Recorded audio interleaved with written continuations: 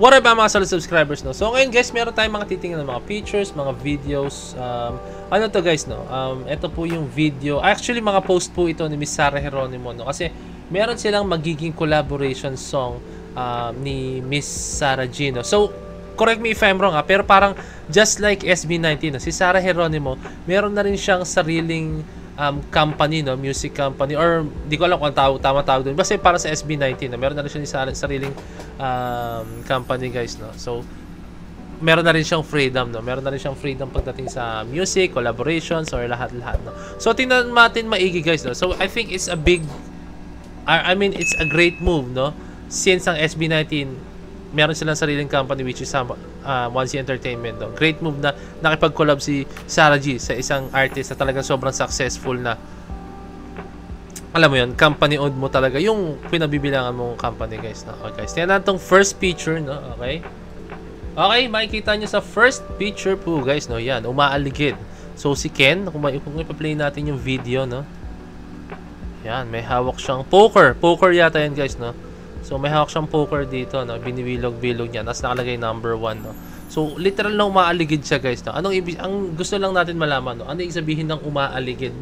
Umaaligid, no? Alam natin yung term na umaaligid, no? Like kunyari, may isang tao diyan, tapos umaaligid-aligid tayo, pinagmamasdan natin kung saan siya pupunta, no? Parang stalker, no? Pwedeng ganun, no?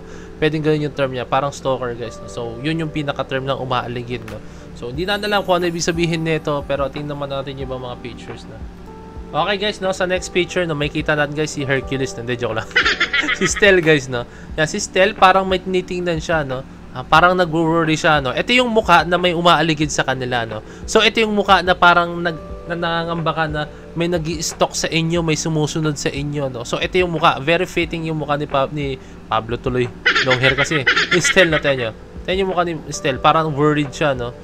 Parang sino yun? Parang may nakita ako dun sa lugar na yun, di ba?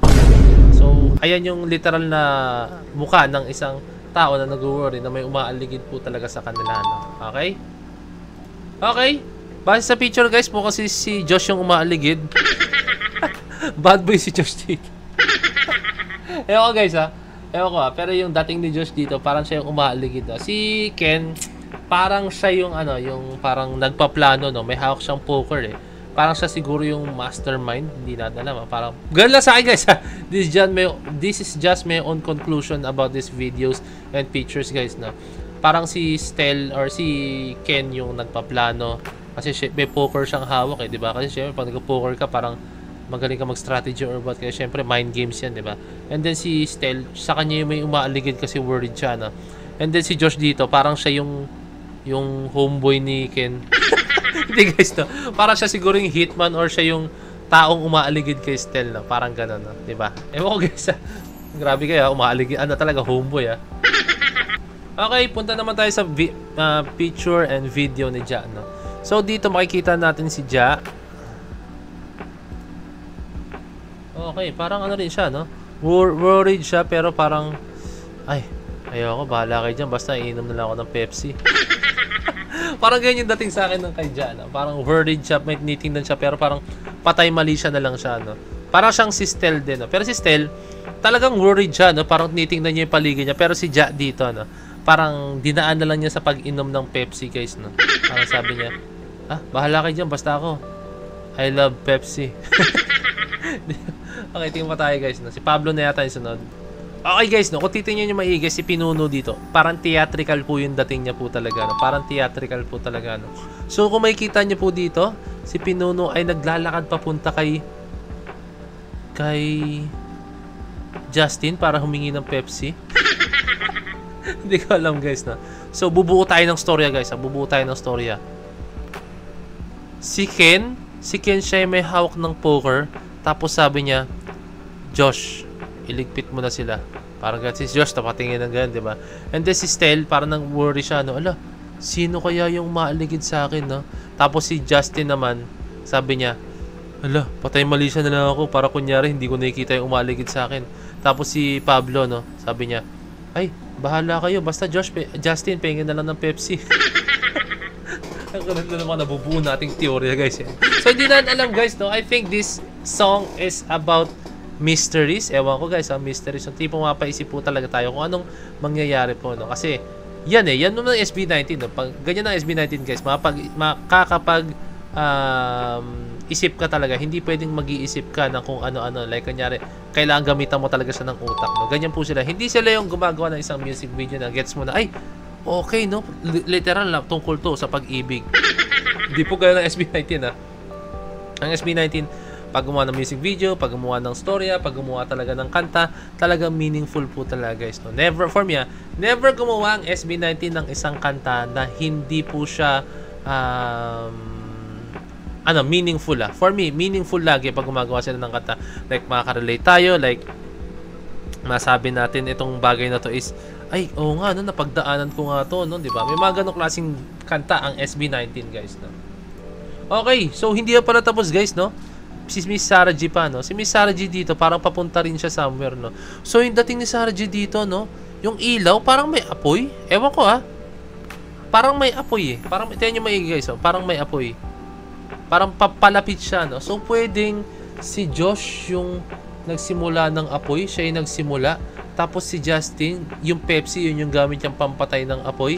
Tapos si Stel, siya yung nasa loob ng bahay, kaya napatingin siya bigla. Tapos si Ken, ang gagawin niya, yung poker guys, no? Yun yung ano niya, yung baga representation ng bahay, no? Na ito ang gagawin, ito sa bahay na to, gawin mo. Ikot-ikutin mo lang yung saksakan. Tapos pag inikot mo yan, mag-i-spark yun. Tapos magkakaroon ng sunog. Tapos si Pablo naman, parang lalapit siya. Imbis na isasaboy na ni Justin yung Pepsi, no? Kukunin pa niya kay Justin, iinumin niya, no? So, ayun guys, I think yun yung pinaka-storya nito guys, no? Ayun, I'm very sure guys, 100% guys, yun po yung pinaka-storya nito, no? So guys, hindi nyo na kailangan mag-isip, hindi nyo na po kailangan mag-isip ng storya nito, no? Kasi, I'm very sure guys, I'm confident enough, 100% yun po yung storya niya. Kaya, sa mga viewers dyan guys, no? Pakikalat na lang tong video ko, no? Kasi, dito po talaga, yun yung pinaka-storya nitong umaaligid na to, no?